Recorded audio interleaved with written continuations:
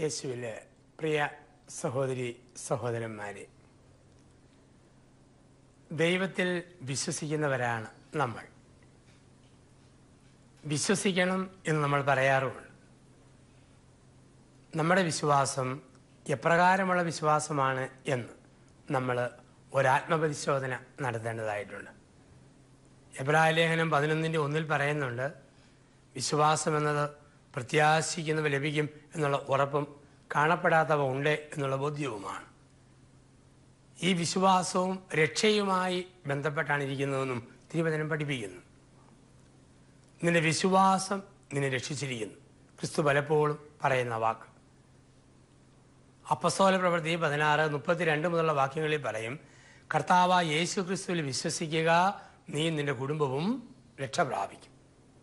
എന്താണ് ഈ വിശ്വാസം എന്നുള്ള ഒരു ചിന്ത മനസ്സിലേക്ക് കൊണ്ടുവരണം. പഴയ നിയമത്തിൽ നമുക്ക് കാണാം വിശ്വസിക്കുന്ന മനുഷ്യർ. അബ്രഹാം, ഐസക്, ജേക്കബ്, മോശ, പൂർവ്വ യോസേപ്പ്. ദൈവത്തിൻ്റെ നടത്തിപ്പിൽ അവർക്ക് അങ്ങ് വിശ്വസിച്ചു. പ്രവാചകന്മാർ മുഴുവൻ, രാജാക്കന്മാർ ദൈവത്തിൽ വിശ്വസിച്ചു. ദൈവം അവർക്കൊരു കുറവും വരുത്തിയിട്ടില്ല. 1 രാജാക്കന്മാർ 17-ാം അധ്യായം. ഏലിയ പ്രവാചകൻ തമ്പുരാനെ ഓർത്ത് ധ്യാനിച്ച് ഇരിക്കുന്ന സമയത്ത് കാക്കയുടെ ചുണ്ടിൽ അപ്പം വെച്ച് ദൈവം കൊടുത്തു വിട്ടു. തന്നിൽ വിശ്വസിക്കുന്നവൻ ആവശ്യമായത് കൊടുക്കുന്ന ദൈവത്തെയാണ് നമ്മൾ കാണുക. ഒരു വിധവയുടെ വീട്ടിലേക്ക് ഏലിയായെ കൊണ്ടുചെല്ലുന്നു. കലത്തിൽ അല്പം മാവ്, ആ മാവിൽ നിന്നും ഉള്ള പൊടിയെടുത്ത് ഒരടയുണ്ടാക്കി ആദ്യത്തെ അട സ്വന്തം കാര്യം മറന്ന് പ്രവാചകന് കൊടുക്കുന്ന വിധവ. പിന്നെ ആ മാവിൻ്റെ കലത്തിനൊരു കുറവും വന്നിട്ടില്ല, മാവിന് കുറവ് വന്നിട്ടില്ല. ആദ്യത്തേത് ദൈവത്തിന് കൊടുത്താൽ ബാക്കിയെല്ലാം ദൈവം ഏറ്റെടുത്ത് നടത്തും. ആദ്യജാതരെ കൊടുത്ത ഇസ്രായേൽ പാരമ്പര്യം, ആദ്യ ഫലങ്ങൾ കാഴ്ചവെക്കുന്ന നമ്മുടെ പാരമ്പര്യം, കുത്തിരിപ്പെരുന്നാളും ഉൽപ്പന്നപ്പിരിവും ഒക്കെ ഇതിൻ്റെ ഭാഗങ്ങളായിട്ട് നിൽക്കുന്നു. ആദ്യത്തേത് ദൈവത്തിന് കൊടുത്താൽ ദൈവം പിന്നെ ഒന്നിനും ഒരു കുറവും വരുത്തുകയില്ല. ഈ ഒരു ചിന്ത തിരുവചനം നമുക്ക് തരുന്നുണ്ട്.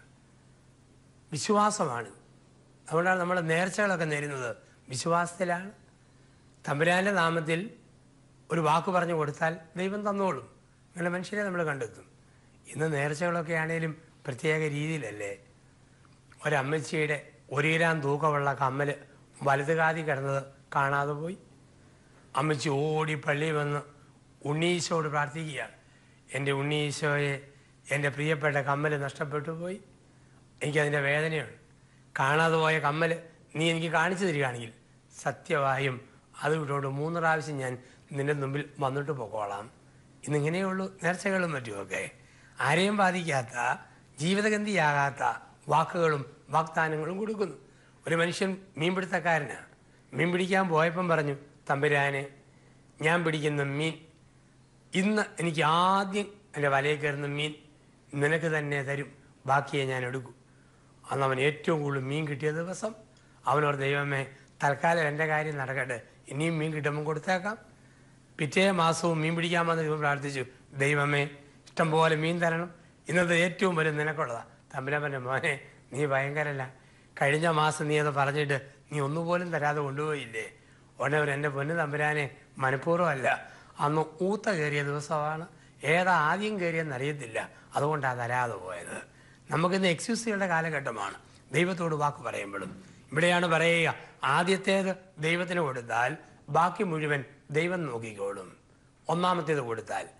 പിന്നെ ഏലിയ പ്രവാചകൻ അരുവിയുടെ തീരത്തിരിക്കുമ്പോൾ ദൈവത്തിൻ്റെ മാലാഖ വന്ന് പ്രവാചകനെ തട്ടികൊടുത്തി പറയുക, എഴുന്നേൽക്കുക, ഭക്ഷിക്കുക, അല്ലെങ്കിൽ യാത്ര ദുഷ്കരമാകും എന്ന് പറഞ്ഞാൽ ദൈവത്തിൽ വിശ്വസിക്കുന്ന മനുഷ്യന് ദൈവം കൊടുക്കുന്ന കാവൽ, കരുതൽ എത്ര പ്രധാനപ്പെട്ടതെന്ന് ദൈവം ഏലിയ പ്രവാചകനിലൂടെ നമ്മളെ ഓർമ്മിപ്പിക്കുകയാണ്. ഈ ദൈവത്തിൽ വിശ്വസിക്കുന്ന മനുഷ്യൻ്റെ വാക്കിന് നല്ല തൂക്കമുണ്ട്. ദൈവത്തിൽ വിശ്വസിക്കുന്ന മനുഷ്യൻ്റെ വാക്കിന് നല്ല തൂക്കമുണ്ട്, നല്ല ബലമുണ്ട്. അതാണല്ലോ തിരുവചനം നമ്മളെ പഠിപ്പിക്കുക. ദൈവത്തിൽ ഉറച്ചു വിശ്വസിച്ച ഏലിയ, സ്വന്തം വാക്കിന് നല്ല തൂക്കം. ഏതോ ഒരു ദൈവത്തിൻ്റെ സന്നിധിയിലാണോ ഞാൻ സ്ഥിതി ചെയ്യുന്നത്. ആ ദൈവമാണ് സത്യം. ഇനി ഞാൻ പറയാതെ മഴ പെയ്യുകയല്ല. പിന്നെ മഴ പെയ്തില്ല. വാക്കിൻ്റെ തൂക്കം. ദൈവത്തിൽ വിശ്വസിച്ച് ശിഷ്യന്മാർ പറഞ്ഞില്ലേ, സുന്ദര കവാടത്തിന് മുമ്പിൽ തളർന്നു കിടന്ന മനുഷ്യനെ നോക്കി സ്വർണവും വെള്ളിയും ഇല്ല തരാൻ കർത്താവ് യേശുവിൻ്റെ നാമത്തിൽ പറയുന്നു, എഴുന്നേറ്റ് നടക്കുക. വിശ്വാസത്തോടെ പറഞ്ഞപ്പോൾ സംഭവിച്ചു. വിശ്വസിക്കുന്നവരുടെ വാക്കിനെ ദൈവം സ്ഥിരീകരിക്കുന്നു. വിശ്വസിക്കുന്നവരുടെ വാക്കിന് ദൈവം തൂക്കം കൊടുക്കുന്നു. ഇന്ന് ആൾക്കാർക്ക് ഈ വിശ്വാസത്തിൻ്റെ കുറവ്. ഒരു സഹോദരൻ ഇങ്ങനെ ധ്യാനത്തിലൊക്കെ കഴിവുള്ളയാൾ രോഗശാന്തി പ്രാർത്ഥിക്കുക. അപ്പം തമ്പുരാൻ തോന്നിപ്പിച്ചു, ബോധ്യം കൊടുത്തു. 500 പേര് പങ്കെടുക്കുന്ന ഈ ധ്യാനത്തിൽ കുറേ പേരുടെ പാദങ്ങൾ വിണ്ടു കീറുന്ന സ്വഭാവം കർത്താവ് മാറ്റുന്നു. പ്രാർത്ഥനയിൽ സന്ദേശം പോലെ ഈ മനുഷ്യനെ കിട്ടി. അവൻ പറഞ്ഞു, കർത്താവ് പറയുന്നു 12 പേരുടെ പാദങ്ങൾ വിണ്ടു കീറുന്ന അസുഖം കർത്താവ് ഇവിടെ സുഖപ്പെടുത്തിയിരിക്കുന്നു. പക്ഷേ പെട്ടെന്നൊരു സംശയം, ഒത്തില്ലെങ്കിലോ? ഉടനെ പറഞ്ഞു, അങ്ങനെ വിണ്ടു കീറിയവരോട് കർത്താവ് പറയുന്നു, അടുത്ത 30 ദിവസം ആവണക്കെണ്ണയും വരട്ടുമഞ്ഞളും പുരട്ടിക്കൊണ്ടിരിക്കാൻ ദൈവം ആവശ്യപ്പെടുന്നു. ഇന്ന് പലരുടെയും വാക്കിൻ്റെ തൂക്കം ഇങ്ങനെ പോകുന്ന ലോകമാണ്. അവിടെയാണ് പ്രവാചകന്റെ വാക്കിന് ഒരു തൂക്കം പറഞ്ഞതുപോലെ സംഭവിക്കുന്നു. വിശ്വസിക്കുന്നവൻ്റെ വാക്കിന് ദൈവം തൂക്കം കൊടുക്കുന്നു. 2, വിശ്വസിക്കുന്നവന് തർക്കങ്ങളില്ല. വാക്കിന് തൂക്കം കൊടുക്കും. 2, അവന് തർക്കങ്ങളില്ല. അബ്രഹാമിന് തർക്കമില്ലല്ലോ. അനുജൻ ലോത്തും കുടുംബമൊക്കെ പറഞ്ഞു, ഞങ്ങൾക്ക് എന്തേലും അല്പം തരാവോ, വീതമായിട്ട്, ദേശമായിട്ട്. അപ്പോൾ ഒരു തർക്കവും പറഞ്ഞില്ല. പറഞ്ഞതെന്താ? ഇത്ര എനിക്ക് വേണം, അറ്റ നീ എടുത്തു, ഈ ഭാഗം എനിക്ക്, ആ ഭാഗം നിനക്ക്. ഒന്നുമില്ല. നിങ്ങൾ നോക്കിക്കും. നിങ്ങൾക്ക് ഇഷ്ടപ്പെട്ടത് നിങ്ങൾ എടുത്തുകൊള്ളുക. എങ്ങോട്ട് വേണമെങ്കിലും നോക്കിക്കോ, ഏറ്റവും ഇഷ്ടപ്പെട്ടത് എടുത്തുകൊള്ളുക. ഒരു തർക്കവും ഇല്ല. ലോത്ത് എന്ത് ചെയ്തു? ഏറ്റവും ഫലപുഷ്ടമായ പച്ചപ്പുല്ല് തടിച്ചു വളരുന്ന ഏറ്റവും സുന്ദരമായ സ്ഥലം ലോത്ത് അങ്ങെടുത്തു. എടുത്തുകൊണ്ട് അവൻ യാത്രയുമായി. ലോത്തിൻ്റെ യാത്രയായിരുന്നു അത്. അബ്രഹാം ഒന്നും മിണ്ടാതെ പുറകോട്ട് നടന്ന് മരുഭൂമിയിലേക്ക് പോയി. തർക്കമില്ലാത്ത മനുഷ്യൻ, ദൈവം കാത്തോളൂന്ന് ഉറപ്പുള്ള മനുഷ്യൻ, ദൈവം കാവലാണെന്ന് ഉറപ്പുള്ള മനുഷ്യന് തർക്കങ്ങളോ തർക്കിച്ച് തോൽപ്പിക്കലുകളോ ഒന്നുമില്ല. അബ്രഹാം പുറകോട്ട് നടന്നു. പിന്നെ കാലങ്ങൾ കഴിഞ്ഞപ്പോൾ നമുക്കറിയാം, അബ്രഹാം പുറകോട്ട് നടന്നുപോയ ആ പ്രദേശമാണ് രക്ഷക പിറവിക്ക് സാക്ഷ്യം വഹിച്ച വിശുദ്ധ നാട്. ലോകരക്ഷകന് പിറവിയെടുത്ത ബത്ലഹേമും പുണ്യപ്രദേശങ്ങളുമെല്ലാം അബ്രഹാം തർക്കിക്കാതെ നടന്നുപോയ സ്ഥലം. എന്നാൽ ആർത്തിയോടെ ലോത്തെടുത്ത സ്ഥലം പിന്നീട് പച്ച പുല്ല് പോലും കേൾക്കാത്ത സോദോം ഗൊമോറ ദേശങ്ങളായിട്ട് മാറുന്നു. വിശ്വസിക്കുന്നവന് തർക്കങ്ങളില്ല. ആരെയും കൊച്ചാക്കി എന്ന ചിന്തയില്ല. ആരെയും കൊച്ചാക്കാൻ ഒട്ടും ശ്രമിക്കത്തുമില്ല. ആയിരിക്കുന്ന അവസ്ഥകളെ അക്സെപ്റ്റ് ചെയ്യും. തർക്കമില്ലാത്ത മനുഷ്യൻ. വീണ്ടും വിശ്വസിക്കുന്ന മനുഷ്യനെ ദൈവം കൺസൾട്ട് ചെയ്യും. 1, വിശ്വസിക്കുന്ന തർക്കങ്ങളില്ല. 2, വിശ്വസിക്കുന്ന മനുഷ്യന് അവൻ്റെ ജീവിതത്തിൽ വാക്കിന് തൂക്കമുണ്ട്. 3, വിശ്വസിക്കുന്നവനെ ദൈവം സന്ദർശിക്കുന്നു, ദൈവം കൺസൾട്ട് ചെയ്യുന്നു. ഏലിയ വിശ്വസിച്ചു, ദൈവം സംസാരിച്ചു. അബ്രഹാം വിശ്വസിച്ചു, ദൈവം സംസാരിച്ചു. പ്രാർത്ഥിക്കുന്ന മനുഷ്യരോട് ദൈവം സംസാരിക്കുന്നത് പോലെ വിശ്വസിക്കുന്ന മനുഷ്യരോടും ദൈവം സംസാരിക്കുന്നു. ഓരോ കാര്യങ്ങളും അവരുമായി ദൈവം ആലോചന ചോദിക്കുന്നു. വിശ്വസിക്കുന്ന മനുഷ്യർക്ക് ദൈവവുമായി ആലോചന നടത്തുന്നതിൽ ഒരു വ്യക്തത ജീവിതത്തിൽ ലഭിക്കുകയും ചെയ്യുന്നു. അപ്പം വിശ്വസിക്കുന്നവന് തർക്കങ്ങളില്ല. വാക്കിന് തൂക്കമുണ്ട്. ദൈവം സംസാരിക്കുന്നു. വീണ്ടും വിശ്വസിക്കുന്നവൻ ദൈവത്തിനുള്ളതൊന്നും നിഷേധിക്കുകയില്ല. എത്ര തകർച്ച വന്നാലും എത്ര നൊമ്പരം വന്നാലും വിശ്വസിക്കുന്ന വ്യക്തികൾ തമ്പുരാന് കൊടുക്കാനുള്ളത് ഒരിക്കലും നിഷേധിക്കത്തില്ല. അബ്രഹാം ധാന്യബലി, ദഹനബലി, ഇതെല്ലാം ഒന്നും വ്യക്തമല്ല. കുഞ്ഞ് ജനിച്ചിട്ടില്ല. തമ്പുരാനെ വിശ്വസിച്ചു, കൊടുക്കേണ്ടത് കൊടുത്തോണ്ടിരുന്നു. ഇതല്ലേ വിശ്വാസത്തിന്റെ ഒരു വലിയ പ്രത്യേകത. വിശ്വസിക്കുന്നവർ ദൈവത്തിനുള്ളതൊന്നും ഒരിക്കലും നിഷേധിക്കുകയില്ല. ദൈവം ഇടപെടുന്നില്ല എന്ന് തോന്നും, ദൈവം സ്നേഹിക്കുന്നില്ലെന്ന് തോന്നും, ദൈവം കരുതിയിട്ടില്ലെന്ന് തോന്നും. എങ്കിലും ദൈവത്തിനുള്ളതൊന്നും വിശ്വാസി ഒരിക്കലും നിഷേധിക്കില്ല. ചില മനുഷ്യരെ കാണാം, ദൈവത്തോട് അരിശപ്പെട്ട് പറയും, ഞാൻ ഈ കുർബാനയ്ക്ക് പോകുന്നില്ല, ദൈവം എന്നെ ശ്രദ്ധിക്കുന്നില്ല, ഞാൻ സംസാരിക്കുന്നില്ല, ബൈബിള് വായിക്കുന്നില്ല. അങ്ങനെയൊക്കെ പറയുമ്പം പറയുന്നവർക്കല്ലേ നഷ്ടം. ഞാൻ പറയുകയാണ്, നാട്ടിലെ ബാർബറെ എനിക്കിഷ്ടമില്ല. അവൻ സിഗരറ്റ് വലിക്കുന്നു, അവനെന്തൊക്കെയോ അതും ഇതും പറഞ്ഞുകൊണ്ടിരിക്കുന്നു, നെഗളിയാണ്, അഹങ്കാരിയാണ്, അതുകൊണ്ട് ഞാൻ മുടി വെട്ടിക്കുന്നില്ല, മുഖം ഷേവ് ചെയ്യുന്നില്ല എന്ന് പറഞ്ഞാൽ ബാർബർക്ക് എന്നാ പോകാനാ? എനിക്ക് ചൊറിയാൻ തുടങ്ങും. ഇതല്ലേ പ്രശ്നം. ഈ ആറ്റിലെ വെള്ളം എനിക്കിഷ്ടമില്ല, ഈ പുഴയിലെ വെള്ളം എനിക്ക് താല്പര്യമില്ല എന്നും പറഞ്ഞ് ഞാൻ അലക്കാതെയും കുളിക്കാതെ ഇരുന്നാൽ എൻ്റെ ദേഹത്താണ് കുഴപ്പം, എൻ്റെ വസ്ത്രമാണ് മുഷിയുക. ഇതുപോലെയാണ് ദൈവത്തോട് മസിൽ പിടിച്ച് ദൈവത്തിനുള്ളത് കൊടുക്കാതെ ഞാൻ പിടിച്ചു വെക്കുമ്പം എൻ്റെ തന്നെ തകർച്ചയാണ്. അപ്പം വിശ്വസിക്കുന്ന മനുഷ്യർക്ക് എന്തു വന്നാൽ ഒറ്റ പുത്രനേ ഉള്ളൂ, വണ്ടി അപകടത്തിൽ മരിച്ചുപോയി, എല്ലാം തകർന്നു. എങ്കിലും പിറ്റേന്ന് രാവിലെ അമ്മ അവനെ അടക്കിയ കുഴിമാടത്തിൽ ചെല്ലും, പള്ളിയിൽ ചെന്ന് കണ്ണുനീരോടെ പ്രാർത്ഥിക്കും. വിശ്വസിക്കുന്നവർ ഒരിക്കലും ദൈവത്തിനുള്ളത് നിഷേധിക്കുന്നില്ല. ഇതല്ലേ നമ്മുടെയൊക്കെ വേദപുസ്തക പാരമ്പര്യങ്ങൾ നമ്മളെയൊക്കെ പഠിപ്പിക്കുക. വിശ്വാസത്തിൻ്റെ ഈ ഒരു ജീവിതം ഇവിടെ എവിടെല്ലാം നമുക്ക് ബലക്ഷയങ്ങളും തകർച്ചകളും ഉണ്ടോ അവിടെയൊക്കെ ദൈവത്തിലേക്ക് തിരിയുവാനും വിശ്വസിക്കുവാനും വിശ്വാസത്തിൽ വളരുവാനും ആ വിശ്വാസത്തിന് സാക്ഷ്യം വഹിക്കുവാനുമാണ് ദൈവം നമ്മളെ വിളിക്കുക. ഏത് ജീവിതാന്തസ്സിലാണേലും, ഏത് അവസ്ഥയിലാണേലും, ഏത് ജോലിയിലാണേലും, ഏത് നിലയിലാണെങ്കിലും നീ വിശ്വസിക്കുക, വിശ്വാസത്തിന് സാക്ഷ്യം വഹിക്കുക, വിശ്വാസത്തിൻ്റെ ഫലങ്ങൾ നമ്മൾ പുറപ്പെടുവിക്കുക. വിശ്വസിക്കുന്ന മനുഷ്യരുടെ പ്രത്യേകതയാണ് അവർ ലോകത്തിന് മുമ്പിൽ എന്നും വിഡ്ഢികളെ പോലെ കാണപ്പെടും. ലോകത്തിലെ ബുദ്ധിമാന്മാർക്ക് വിശ്വസിക്കുന്നവരുടെ പ്രവൃത്തി പരിഹാസ്യമായിട്ട് തോന്നും. ലോകത്തിലെ സമർത്ഥരും ബുദ്ധിമാന്മാർക്കും വിശ്വസിക്കുന്ന മനുഷ്യൻ്റെ മനോഭാവങ്ങളും പെരുമാറ്റങ്ങളും മനസ്സിലാക്കുക വളരെ ബുദ്ധിമുട്ടാണ്. അതുകൊണ്ടാണ് വിശ്വസിക്കുന്നവർ വിദൂഷക വേഷം കെട്ടുമെന്നാണ് ലോകം പഠിപ്പിക്കുക, വേദപുസ്തകം പഠിപ്പിക്കുക. ലോകാരംഭം മുതൽ ഇന്ന് വരെയുള്ള ചരിത്രമെടുത്താൽ ആരെല്ലാം വിശ്വസിച്ചോ അവരെല്ലാം തമ്പുരാന്റെ മുമ്പിൽ വിഡ്ഢികളെ പോലെ, ലോകത്തിനു മുമ്പിൽ വിദൂഷകരെ പോലെ കാണപ്പെട്ടു. പക്ഷെ അവർക്കൊരു സങ്കടവും ഇല്ല. വിശ്വസിക്കുന്നവർക്ക് അതിലൊന്നൊരു ബുദ്ധിമുട്ടുമില്ല. ഓർത്തു നോക്കുക, ഉൽപ്പത്തി പുസ്തകത്തിൽ നോഹ ജനം നോക്കുമ്പോൾ വിഡ്ഢിയല്ലേ, വിദൂഷകനല്ലേ? ഉഗ്രപ്രതാപവാനായ സൂര്യൻ ആകാശത്ത് കത്തിജ്വലിക്കുമ്പോൾ നോഹ മലമുകളിൽ പോയി പേടകം പണിയുന്നു. ആൾക്കാർ പറഞ്ഞു, പേടകം പണിയേണ്ടത് നദിയുടെ തീരത്തിരുന്ന്, അതും വെള്ളപ്പൊക്കം ഉണ്ടാകുമ്പോൾ, വെള്ളം ഉയരുമ്പോഴല്ലേ പേടകം പണിയേണ്ടത്. മലമുകളിൽ പോയി പേടകം പണിയുന്നത് വിഡ്ഢിയായ മനുഷ്യനല്ലേ? പക്ഷെ പിന്നീട് വെള്ളം പൊങ്ങിയപ്പോൾ ജനം പറഞ്ഞു, നോഹേ, നിന്നെ വിഡ്ഢിയെന്ന് വിളിച്ച ഞങ്ങളാ വിഡ്ഢികൾ, നീയാണ് വിവരമുള്ളവൻ. തമ്പുരാനു വേണ്ടി മനുഷ്യന്റെ മുമ്പിൽ അവഹേളനാപാത്രമായ വിദൂഷക വേഷം കെട്ടിയ നോഹ. പുറപ്പാട് പുസ്തകത്തിന്റെ 14 നമ്മൾ കാണുന്നുണ്ട്. അലറുന്ന ചെങ്കടൽ, ശബ്ദം വെക്കുന്ന പറവോന്റെ സൈന്യം പിൻപിലും. മോശ വിറങ്ങലിച്ച മുരടിച്ച കയ്യിൽ ഒരു ഉണക്കവടി പിടിച്ച് വെള്ളത്തിന് മൂലം നീട്ടിപ്പിടിച്ചു. ജനം പറഞ്ഞു, വലിയ മതിൽ കെട്ടി തിരിക്കേണ്ട വെള്ളമാണ്, അതിനു മുകളിൽ ഈ വടി കാണിച്ചാൽ എന്ത് സംഭവിക്കാനാ? ആ നിമിഷം വെള്ളം വറ്റി, കര തെളിഞ്ഞു. ഈ മോശയും കൂട്ടരും മറുകര കടന്നു. തൊട്ടു പിന്നാലെ പറവോന്റെ പട്ടാളം വന്നപ്പോൾ ചെളിയിൽ, ചതുപ്പ് മണ്ണിൽ വെള്ളം വീണ്ടും വന്ന് നിറഞ്ഞു. പറവോന്റെ പട്ടാളം ആ വെള്ളത്തിൽ മുങ്ങി ചത്തുപോയി. അപ്പോൾ ജനം പറഞ്ഞു, മോശെ, വിഡ്ഢിവേഷം കെട്ടി നീയാ വിവരമുള്ളവൻ, ഞങ്ങൾക്കാ വിഡ്ഢിതം പറ്റിയത്. വീണ്ടും ജോഷുവ 6-ാം അധ്യായത്തിൽ നമ്മൾ വായിക്കുന്നു. 7 ദിവസം കാഹള ഊതിയിട്ട് ഒരു മാറ്റമില്ല. പക്ഷെ 7-ാം ദിവസം 6-ാം പ്രാവശ്യം കാഹള ഊതിയപ്പോഴാണ് ജെറീക്കോ കോട്ട തകർന്നു വീണത്. ജെറീക്കോ കോട്ട തകരുന്നത് വരെ ജനം പറഞ്ഞു, വിഡ്ഢിയായ ജോഷുവ, ഡൈനാമിന്റ് വെച്ച് തോട്ട വെച്ച് പൊട്ടിക്കേണ്ട മതിലിന് ചുറ്റും വായിൽ ഒരു കോലും വെച്ച് ഊതിയാൽ എന്തു പറ്റും?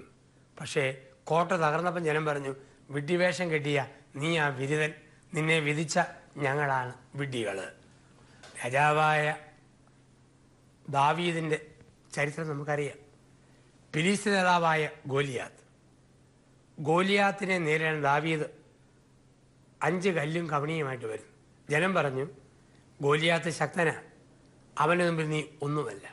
പക്ഷേ ദാവീദ് കവണിയിൽ കല്ല് വെച്ച് ഏറുകൊണ്ട ഗോലിയാത്ത് ബോധം പറ്റിയ താഴെ വീണു.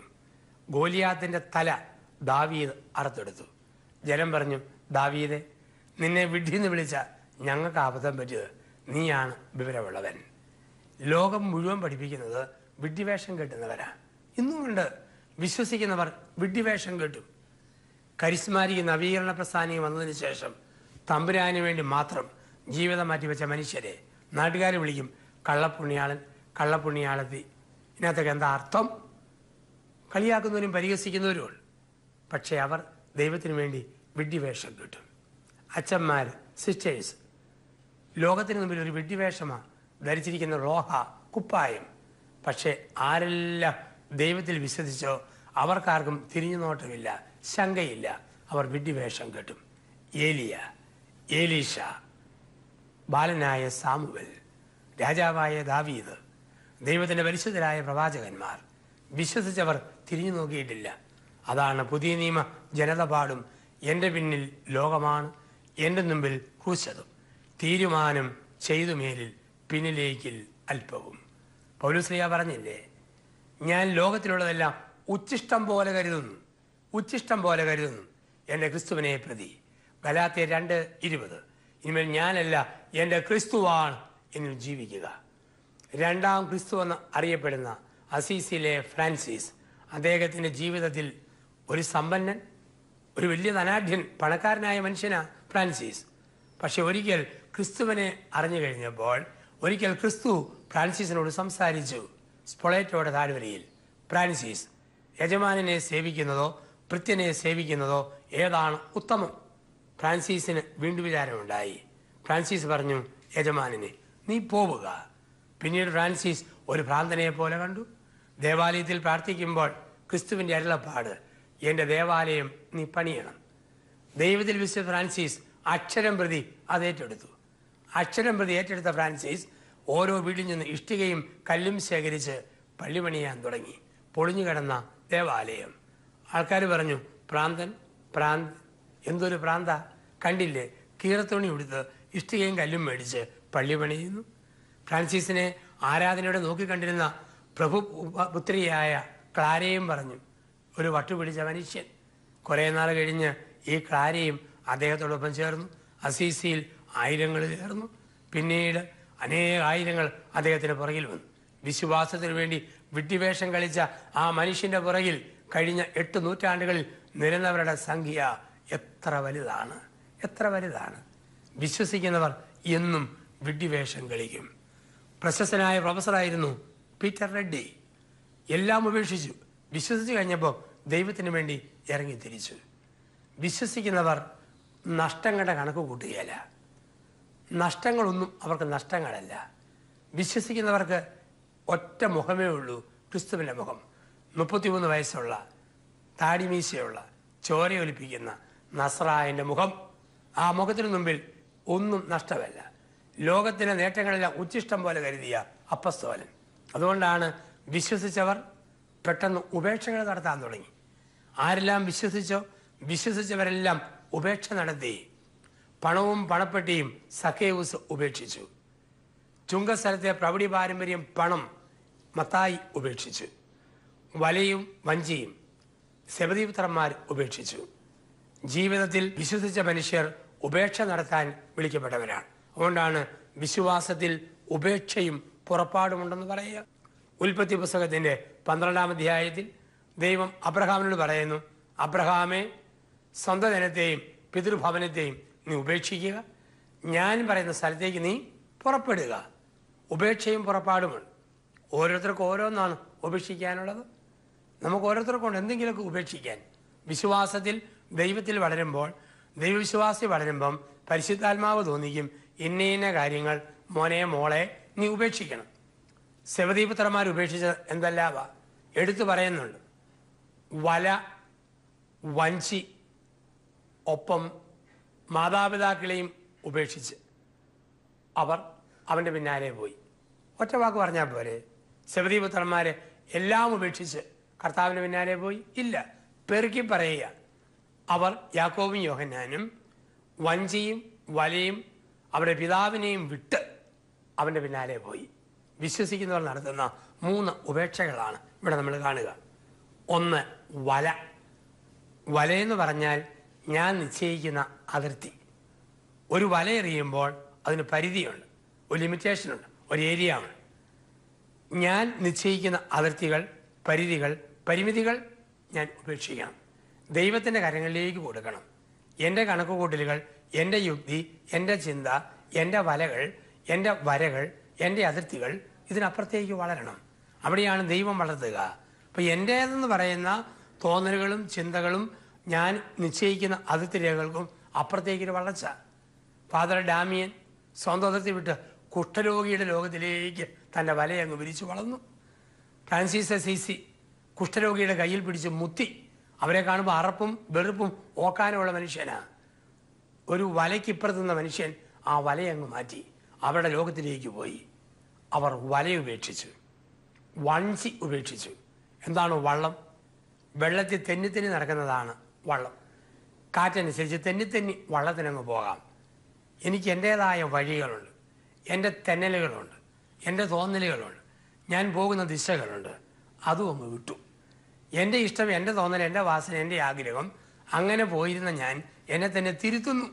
ആ ചിന്തകളെ, ആ രീതികളെ, ആ വഴികളെ ഉപേക്ഷിച്ചു. വലയുപേക്ഷിച്ചു, വഞ്ചി ഉപേക്ഷിച്ചു. ഒപ്പം പിതാവിനെ വിട്ടു. പിതാവിനെ വിട്ടെന്ന് പറഞ്ഞാൽ എൻ്റേതായി ഞാൻ നേടിയെടുത്ത ചില പാരമ്പര്യങ്ങൾ, എൻ്റെ കുടുംബത്തിൽ നിന്ന് കിട്ടിയ ചില പാരമ്പര്യങ്ങൾ, എൻ്റെ കുട്ടിക്കാലത്ത് കിട്ടിയ ചില പാരമ്പര്യങ്ങൾ, ഞാൻ പഠിച്ചു വെച്ച ചില മാമൂലുകൾ, അങ്ങനെ പലതും തമ്പുരാനെ പ്രതി ഞാൻ വിട്ടു. എന്നിട്ട് ദൈവകരങ്ങൾക്ക് ഞാൻ എന്നെ പൂർണ്ണമായി വിട്ടുകൊടുത്തു. വിശ്വസിക്കുന്നവരെ ഉപേക്ഷിക്കും, ഒപ്പം പുറപ്പാടും നടത്തും. അബ്രഹാമിനോട് പറഞ്ഞു, ഞാൻ പറയുന്ന വഴിയെ പുറപ്പെടുക. പുറപ്പെടുക എന്ന് പറഞ്ഞാൽ ദൈവം പറഞ്ഞ സമയത്ത് പറഞ്ഞ വഴിയിൽ അബ്രഹാം യാത്ര പുറപ്പെട്ടു. അതുപോലെ എൻ്റെ ജീവിതത്തിൽ എൻ്റെ ദൈവം ആവശ്യപ്പെടുമ്പോൾ ആ വഴിയെ ഞാൻ പുറപ്പെടുക. ഓരോ ജീവിതാനുഭവം ദൈവം തരുമ്പോൾ അത് സന്തോഷത്തോടെ സ്വീകരിക്കുക. രോഗമായി കിടക്കേണ്ടി വന്നാൽ അക്സെപ്റ്റ് ചെയ്യുക. തെറ്റിദ്ധാരണയ്ക്ക് കീഴ്പ്പെടേണ്ടി വന്നാൽ അതങ്ങ് സ്വീകരിക്കുക. ജീവിതത്തിൽ എന്തെങ്കിലും തിക്താനുഭവം ഉണ്ടാകുമ്പോൾ മുറുമുറുക്കാതിരിക്കുക. ദൈവം കൊണ്ടുപോകുന്ന വഴിയാന്നോർത്ത് ആ വഴിയിലൂടെ നമ്മൾ പുറപ്പെടുക. ഈ വിശ്വാസത്തിൻ്റെ ഉപേക്ഷയും പുറപ്പാടും നടത്തി, വിശ്വാസത്തിന് വിഡ്ഢിവേഷം കെട്ടി, വാക്കിന് തൂക്കമുണ്ടായി, ദൈവത്തിൻ്റെ ശബ്ദം കേട്ട് തർക്കങ്ങളില്ലാതെ ദൈവത്തിന് അർഹിക്കുന്നത് ഒരു മടിയും കൂടാതെ കൊടുക്കുന്ന ഒരു ദൈവമകനാകാൻ, ദൈവമകളാകാൻ ദൈവം നമ്മളെ വിളിക്കുന്നു. ആ വിശ്വാസം നമ്മളെ രക്ഷയിലേക്ക് ആനയിക്കട്ടെ. ഒരു നിമിഷം നമുക്ക് പ്രാർത്ഥിക്കാം.